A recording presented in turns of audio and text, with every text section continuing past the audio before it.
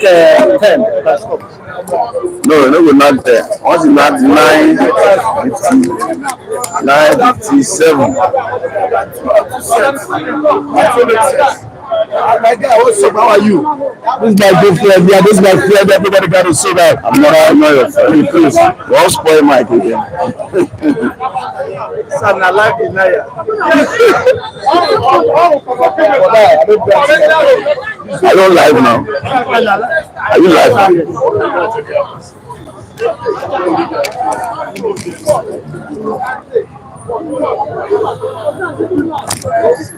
Okay, good morning, good afternoon, good evening, wherever you might be watching me now. Here in ProWave TV, we are live and direct to, of course, comment the report and analysis of today's events as it continue to unfold in Nigeria. Standing before me is a comrade and a gentleman. Mr. Michael is here to, of course, digest and analyze important issues. The major focus today is the fact that Nigeria lacks microeconomic framework to attract investment. Then why all the noise by this dispensation? Why all these propagandas? Why we lack the basic necessities or requirement of framework to attract the multinationals and foreign investors to create jobs for the teeming population of the Nigerian youths. Good morning. What is your take on this? Yeah, good morning. The present drive by the president to woo in investors into the country is commendable. Is a step in the right direction. But however, just as we said, there are things that must be on ground for those investments to thrive when they eventually arrive. And I think attention should equally be more on that than the current effort. The current effort is appreciated, is necessary, but more than that, we should take necessary steps to ensure that the enabling environment is sorted out as fast as possible, so that that effort doesn't become futile. One of the key things that this administration must take as a major priority is power. Power in our nation today is still hovering around 4,000 megawatts or thereabout. We need a lot of power for industries for the kind of industries that we expect to be running. Don't forget, most of our industries are presently moribund, and that has led to loss of jobs and insecurity in our nation. So government must pay attention to power and ensure that that is fixed. The facilities that are obsolete in that sector should be fixed as fast as possible. Secondly, part of what government must also pay attention to is security. There is no investment or there is no investor in his right frame of mind that want to operate in an environment that is not secure. Government must use all available resources to ensure that security is sorted out, and the security of lives and properties of people as enshrined in the Constitution is guaranteed, and not just guaranteed, but be seen to be so.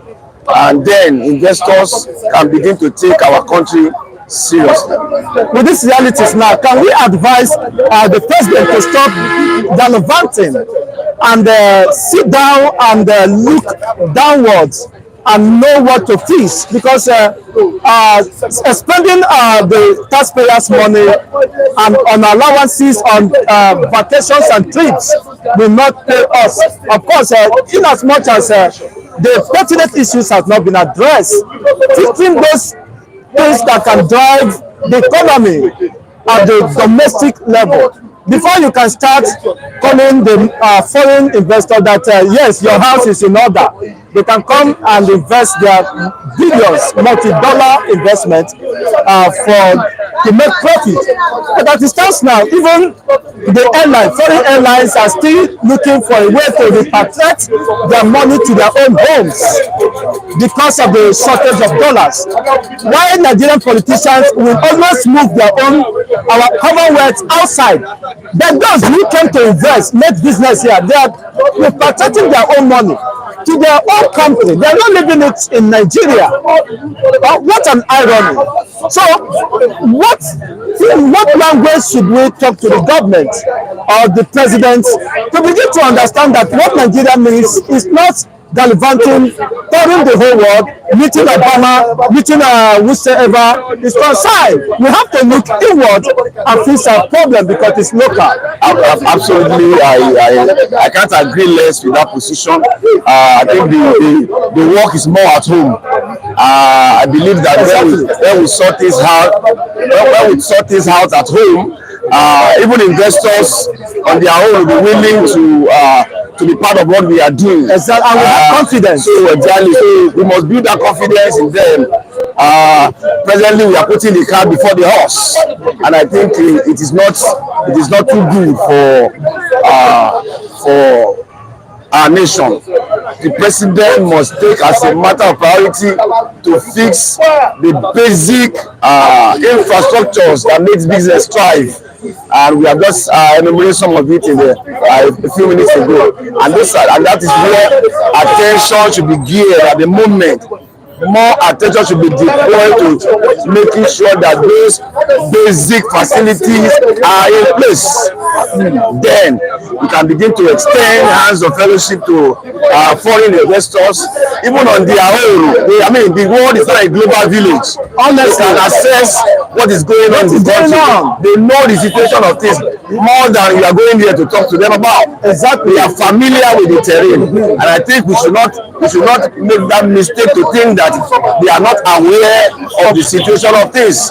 So more work is at home, and we cannot overemphasize that. I hope His Excellency Mr. President will be able to lead to this advice that come home. The problem is local, it's localized. This is our own problem, and then the economy that will suit us, rather than gallivanting or running around. And by the time you know it, the 4 years is up. And thank you so much. What would be your advice, final advice to the Nigerians who are passing through this difficult time? But unfortunately, even the government seems to be living in denial of the current realities. I think as Nigerians, we must remain hopeful. That has always been my message. The moment a man becomes hopeless, that means that man has no business being in the world any longer.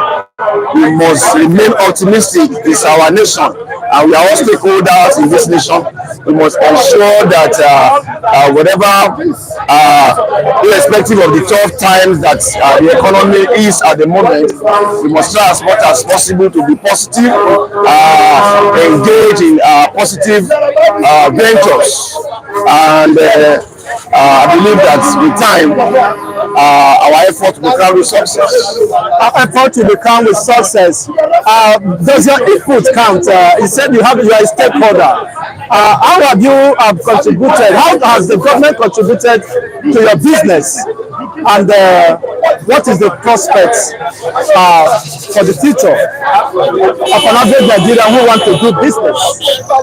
When I say we are all stakeholders by virtue of the fact that we are Nigerians, and we are not denying that fact. For the fact that our country is going through turbulence times now, which largely is man-made, I must admit, in terms of leadership. Most of our problem has to do with leadership. And don't also forget that leadership don't just emerge from the moon. They are product of followership. And that is why, as we address leaders, we must equally talk to ourselves as followers to ensure that we all do the right thing, irrespective of the category that we belong to. Of course, straight to what you asked in terms of how government is affecting the business that I do. Of course, it's affecting it adversely. That is the truth, because when the cost of power is high and the availability is not even regular, your cost of production is high, and that is not good for any business. And that is the situation. Your profit margin. Exactly, and that is the situation for the now, which we hope it changes as soon as possible. As soon as possible, before it becomes too late, before some people pack up, but that will not be a portion.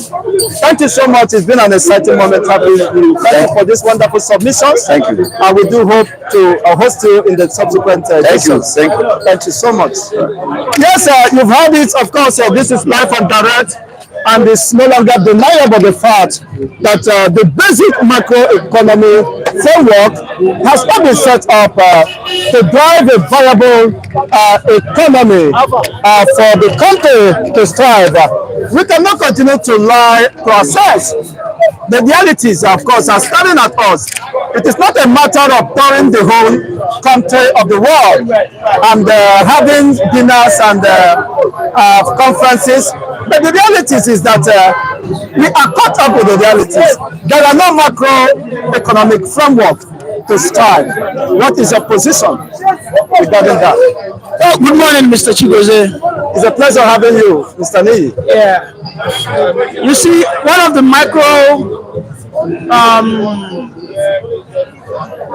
economic framework? No, one of the things macro factors the foreign investors see is something that happened yesterday in the Southeast. Unfortunately, yesterday in the Southeast, we witnessed an ugly incident whereby the supposed terrorists called ESN or IPOP killed about 10 policemen. That is one of the things that portrays this country. 10 policemen, over 10 policemen were killed by IPOP. Was it in the papers? Of course, it was everywhere. I'm surprised that you didn't follow that. You didn't I have not heard about that. Well, I'm not surprised you've not heard about that because it didn't happen in Lagos. But you see, about 10 people were killed. 10 men did not return back to their mothers, to their wives, and to their children.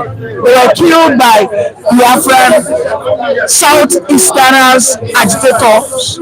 No, such an allegation when you generalize it to Southeastern. I said they are Southeasterners, agitators, they are secessionists who killed our Nigerian police. And this is one of the pictures that is denying us foreign investment in this country. I think it behoves on the government or security operatives to unravel. I am here to talk about that. I am here using it on mere allegations. Mr. Chigoze, what I just told you is a fact. Over 10 people were killed by the men of Nnamdi Kanu, your supposed messiah, being ordered by Simon Ekpa, his lieutenant, who everybody is calling autopilot.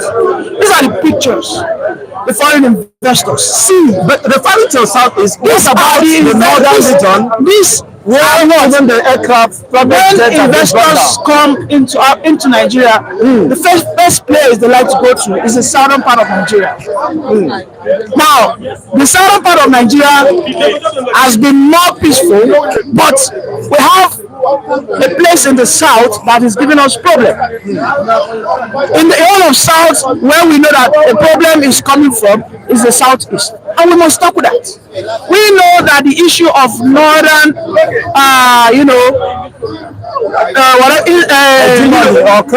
crisis has been on even since 2011, right?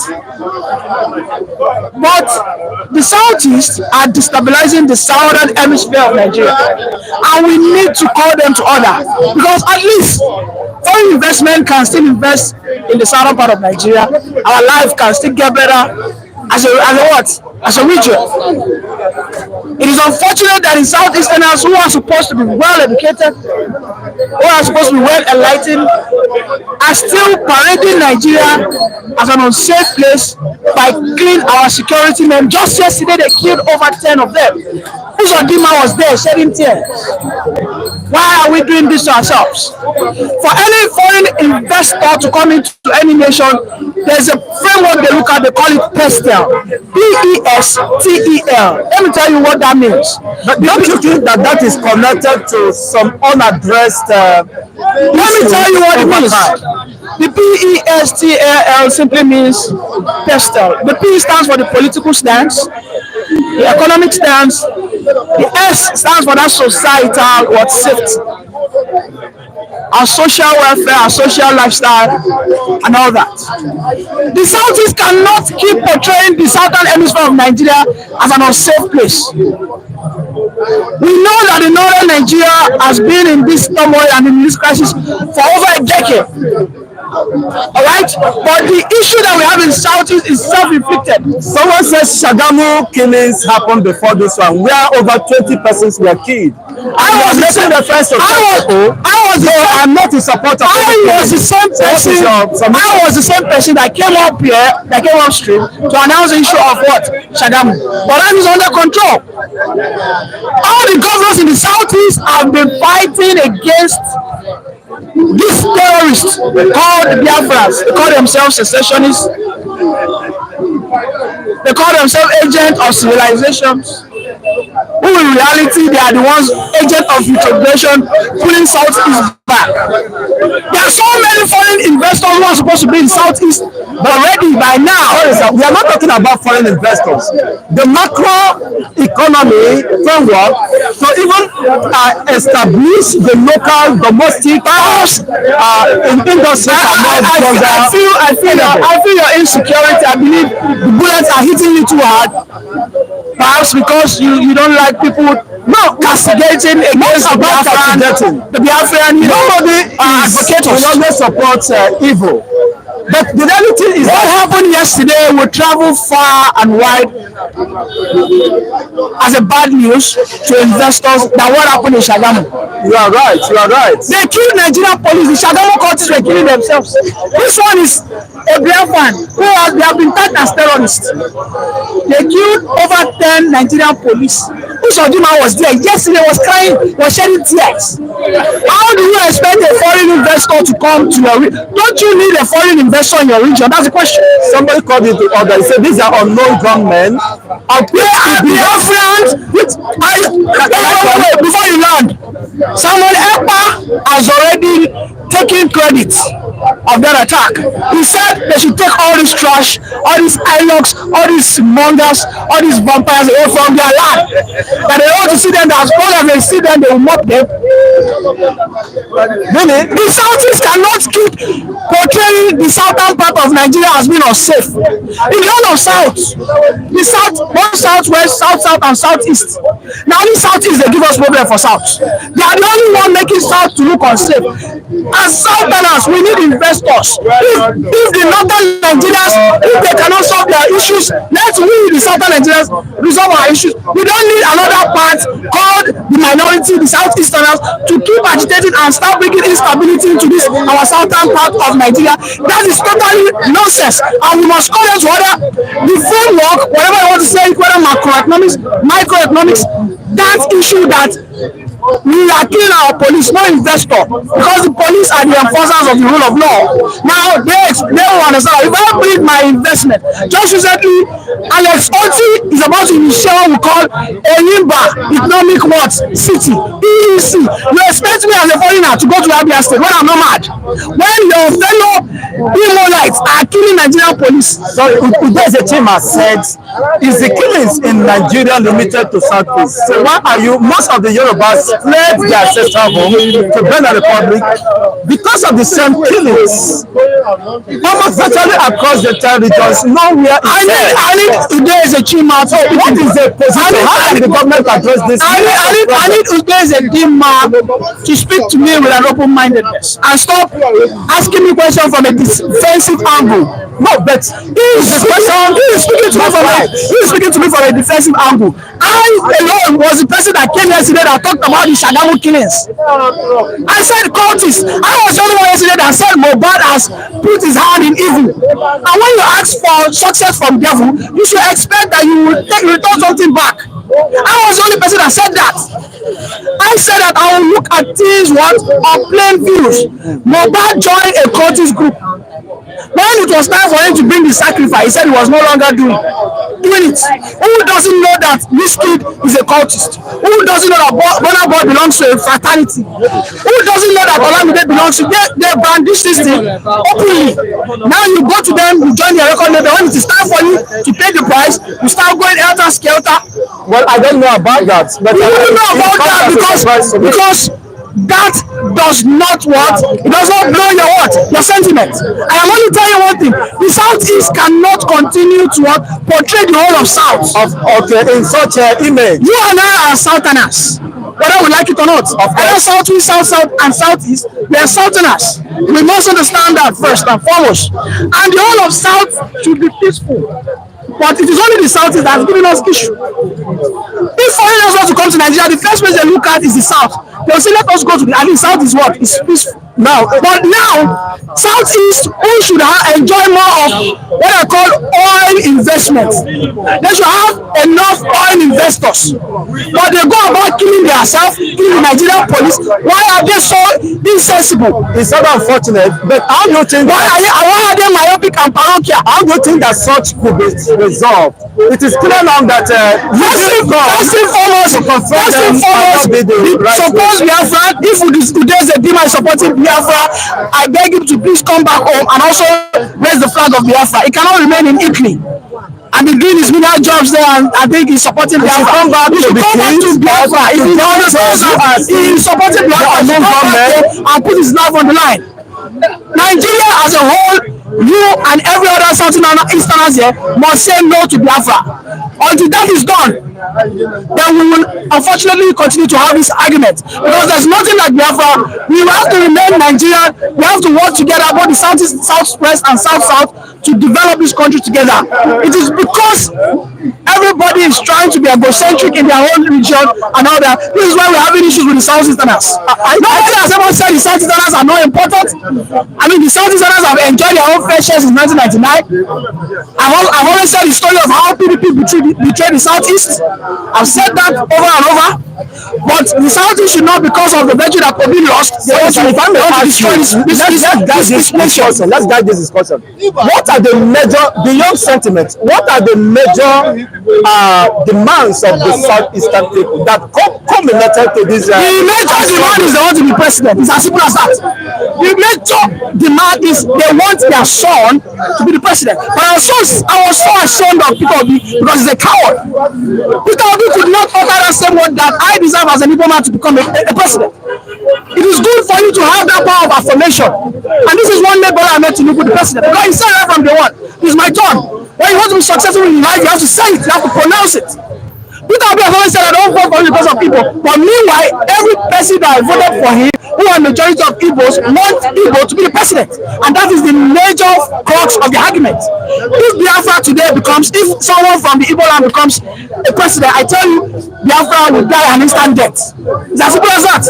That is what they want. So since that is what you want, and because are you sure that is what they want? Because there are over 17 million. That is what they want. It's as simple as that. Saying that what led to Biafra is marginalization from central power.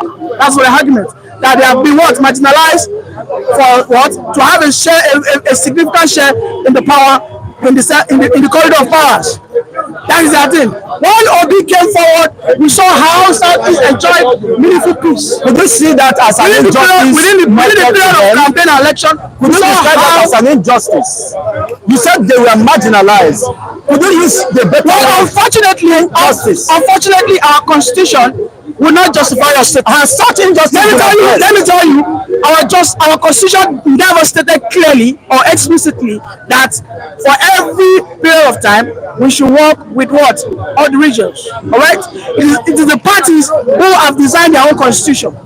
And the parties, especially in PDP, did not work with that. Article who today most of the obedience are supporting, but because they just want their own fellow Southerner to calm down. They are supporting, unconsciously, they are supporting to defeat Tinubu, forgetting that Tinubu is a fellow Southerner. All right, because they want him to fail. Imagine that level of wickedness. However, that said, the Southeasterners must understand that the fellow South and the Southwest, if they have issue with them, then I want them to check themselves. Just few days ago, the Ikwere in Port Harcourt did not allow them to celebrate their Igbo Day. They should ask themselves that if you go to this place, you have challenges. If you go to that place, you have challenges. Then it's important for you to look inward so that you can what? Reform your mindset. Thank you so much, Mr. Niyi, for your wonderful submission. You know why? Niyi is sweaty. You can see the kind of sweat that is coming out from Niyi. He's talking with force. Niyi is talking with force. He say, I love Igbo people, and I love them. Yeah, good morning, Mr. Lucky. Lagos. Edo can never be. Yes, sir. What we're discussing is that Nigeria lacks the basic framework to attract foreign investors. Nigeria have not fixed the issue of power, and they want to fly aeroplane while you can't power bicycle. You know why I said I love Igbo people? Why are we what to have here? Why are we going outside to go and get an Igbo man can build a vehicle? Innocent. He's not a white man. And I have so many Igbo people that can produce. It's just for Nigeria to encourage them. We have the money, we have the manpower. If you check the south west and even the north, in fact, just say Nigerians, all Nigerians, you see, nowhere you will not find Igbo. Either chemists or producing or anything. Importation. But the problem is that we did not trust our own. Like China trusts their own. What are we doing in America? UN. People don't need to go there. Look inward the house. Going there to go and speak grammar. Don't speak grammar. But I speak grammar for 8 years. And he left without anything. 78 times. I believe Nigeria must have attained 78 times UN meeting. I mean, if you check the record, Nigeria will be attending the meeting. But what changed? Is there any changes? No. Buhari spent 8 years. Good luck spent 6 years. Yar'Adua spent 2 years. Obasanjo spent 8 years. What type of development did they bring? Nothing. So that's why I thank Igbo people. Igbo are the one making us to survive in Nigeria. The only thing they have here, oil industry, which the common man doesn't enjoy it. But I'm saying, going there to speak grammar, yes, we can speak good grammar and say we are going to help Africa, help Nigeria, come home, where national grade is falling every 1 hour. Can investors come to invest? That is the problem. National grid keep on collapsing, and the president is moving up and down, sitting with Biden and all that. How will that solve the problem of Nigeria? Why we can't do it with lights? Our president goes there with lights. Our president traveled to go and reconcile with America. He has not been traveling to America, so he's happy meeting Dubai. He's happy meeting the world leader. He's not going there to go help Africa. He just go there to go and say, I am the president now. He did not go there to say, I want to bring light. Let me tell you, we are the people of ourselves. We have the materials here. Let me tell you, that is good. We have the materials. Let me tell you, to build the road, we have the materials. Yes, from the crude. We have everything here.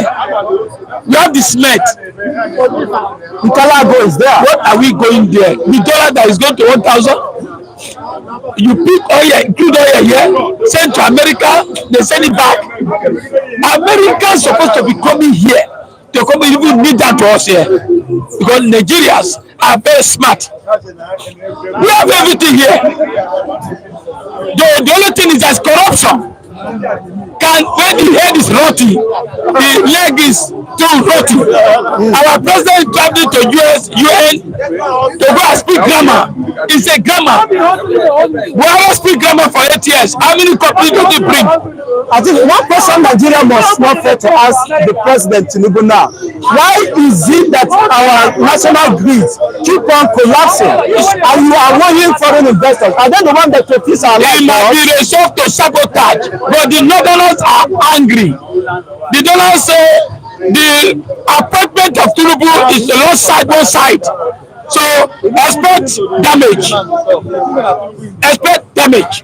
Because the reason is that I expect at least Tinubu came in to make the country accessible for the poor. Now, he's collecting from the poor, making the rich richer.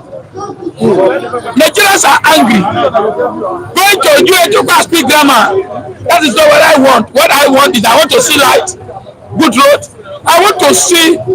Did you tell the UN that the palliative he brought, the poor have not seen it? Did you tell the UN like that? No.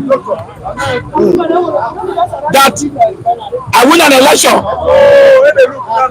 Let me tell you, we need justice. A bastard that want to come to Nigeria must see your justice working. A investor that want to come to Nigeria want to see security working. A investor that want to come to Nigeria see light working. A investor that want to come to Nigeria want to see friendly of the people. Road working. When the people are not friendly with you, you cannot invest. So let me tell you, Tinubu going to UN like other people, mostly Africa. When America go to UN and make speech, immediately that speech work in America.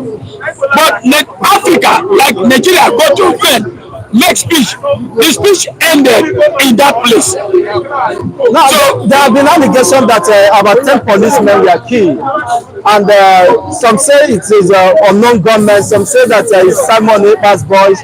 I mean, some say that is Asari Dokubo.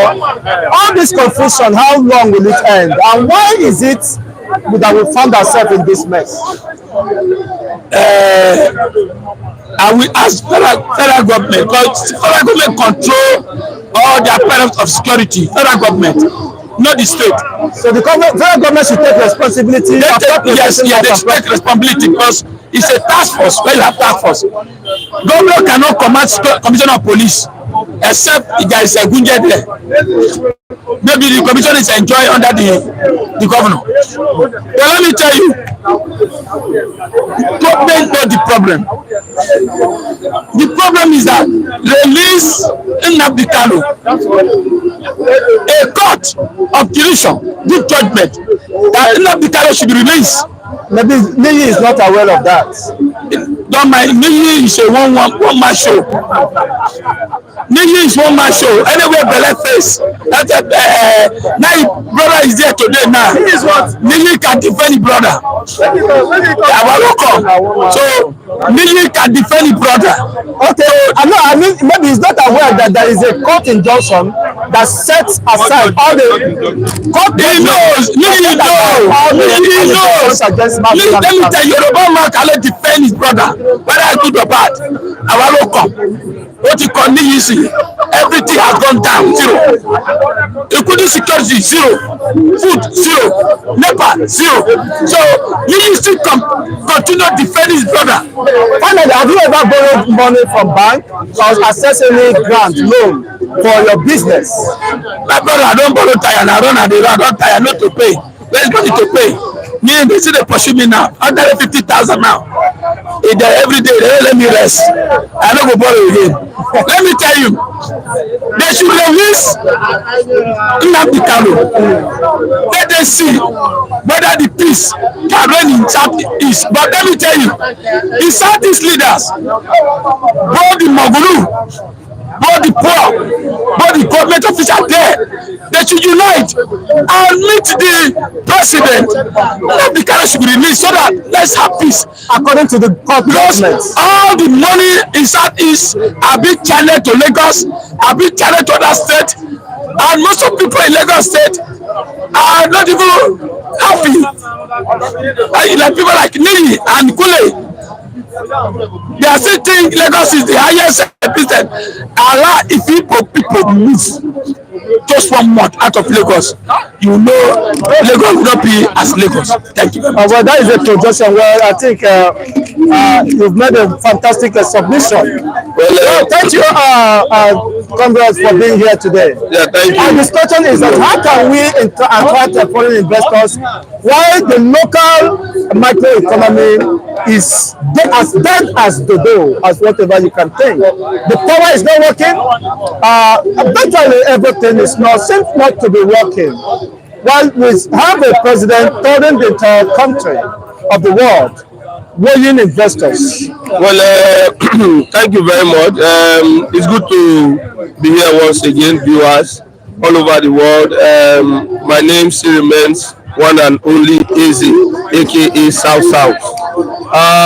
What I want to say concerning this issue at this moment, first and foremost, is I think the movement of the president going around the world to tour, I think is to sell the good image of Nigeria.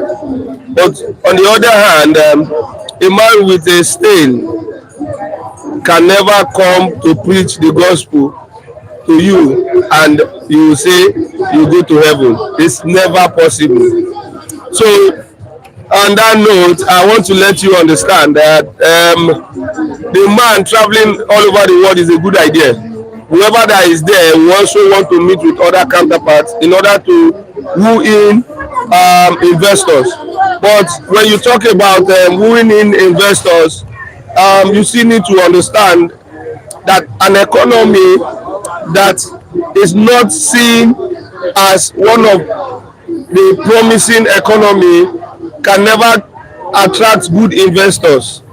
And what makes you a promising economy is when modalities are put in place by those local investors being able to invest. Let me tell you, there's no way you woo in foreign investor if your local investors are not well treated.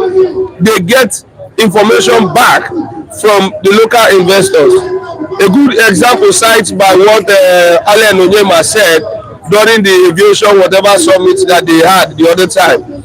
It is when you treat the local investors right that will sell the image of the country to foreign investors. One, making the business entity a level playing field where the local investors can relax and say, yes, we are willing to invest. You cannot go there to please the foreign investors and displease your local investors. At the expense of the local investors. Are you getting what I'm saying? Now, when you talk about the economy, why it's being battered, the government, they keep saying they need time. Yes, we agree you need time, but you keep collecting taxes. Yes, you need time. You keep using our natural resources to get money. Yes, you need time. But why are those time not being spent on things that are reasonable to the nation so that the economy can move forward? For instance, we still battle the problem of electricity, and money and everything was given to Dangote to bring out his refinery because he promised to give 6,500 megawatts to the nation on a daily basis in returns. Now we have our refineries. They are there. We were told that by August, the Port Harcourt refinery will start working. Until date, it's still a mere word that is on the air. Why is it like this? We have problems in our country that we need to settle. We should stop lying and telling the people the wrong pictures about ourselves. In other words, we need to come back to a round table. The president was at the United Nations yesterday speaking. What is he trying to tell the world? He wants to project Nigeria as a nation that is good. Yes, we accept. But you yourself, you have a questionable character that is being battled with. at the court. You said you won election, fine.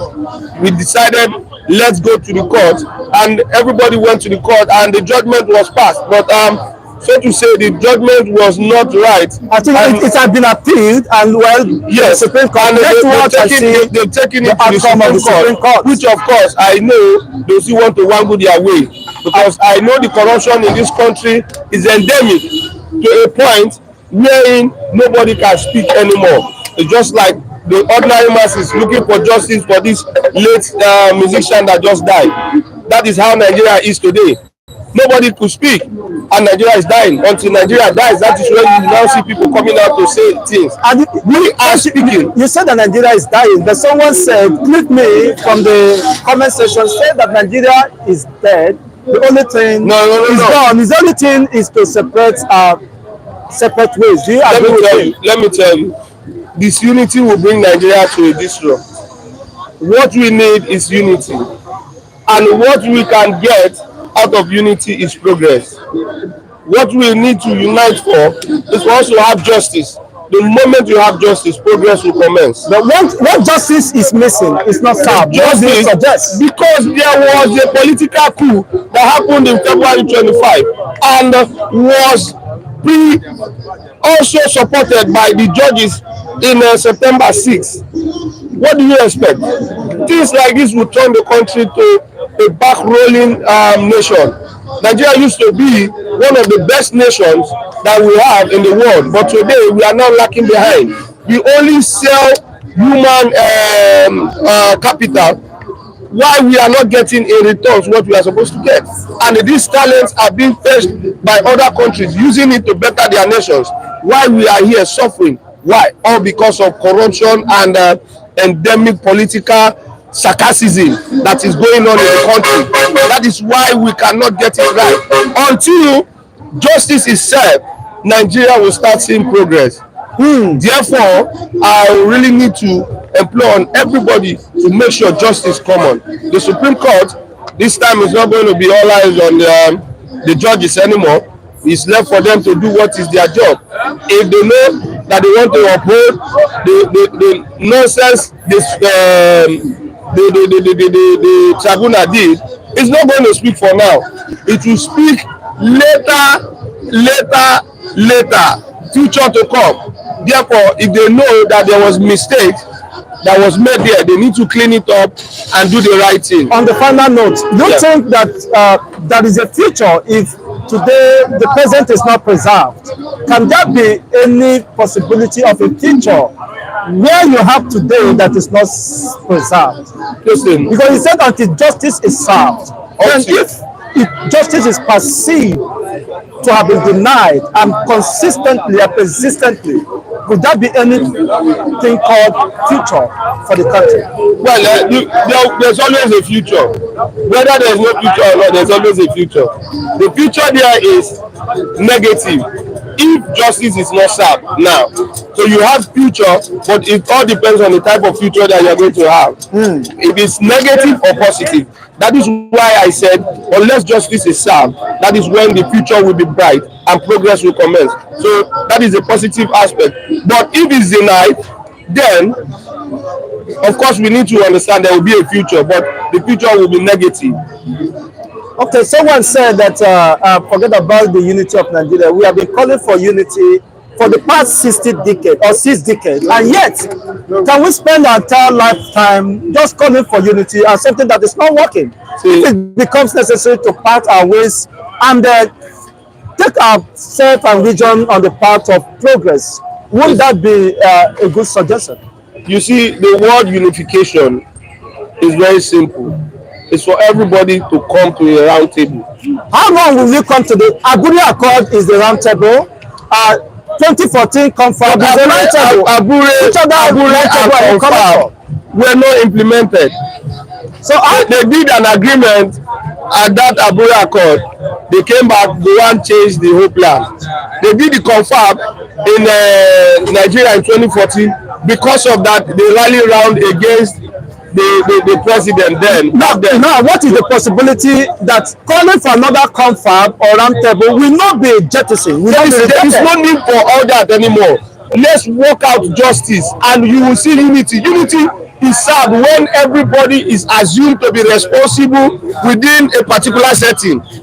Are you getting it? When some people feel inferior in a particular setting or a particular nation, there will never be unity. The only way you serve unity is when justice is served. When justice prevails, unity will commence. And when unity commences, progress will follow.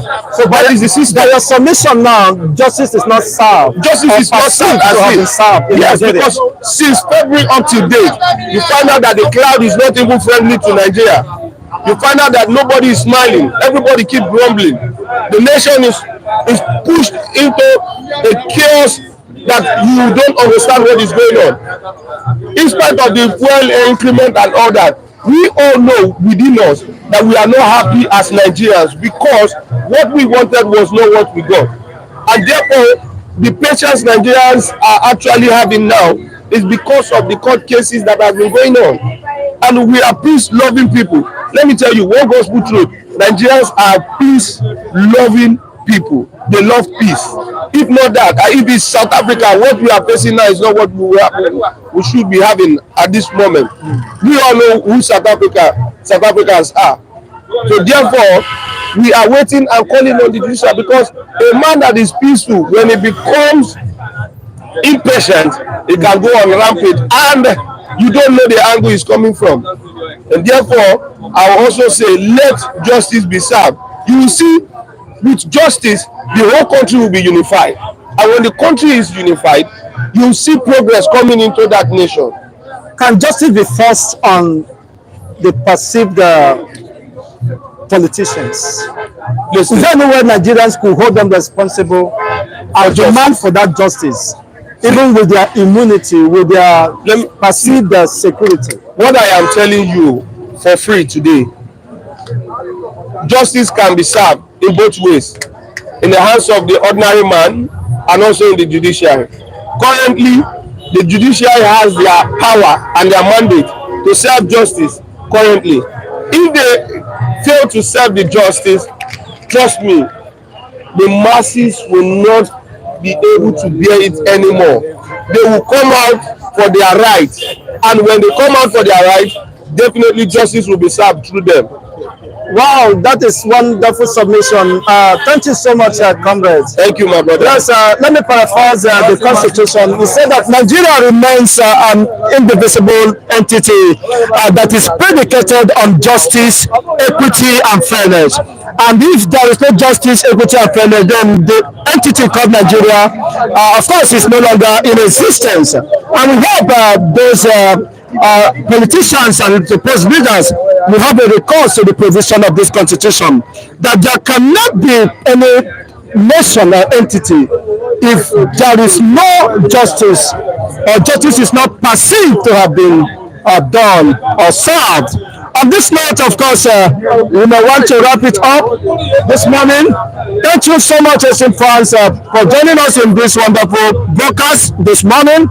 You shared several opinions of people, and my shout out to Mrs. Joy for, of course, joining our membership, YouTube membership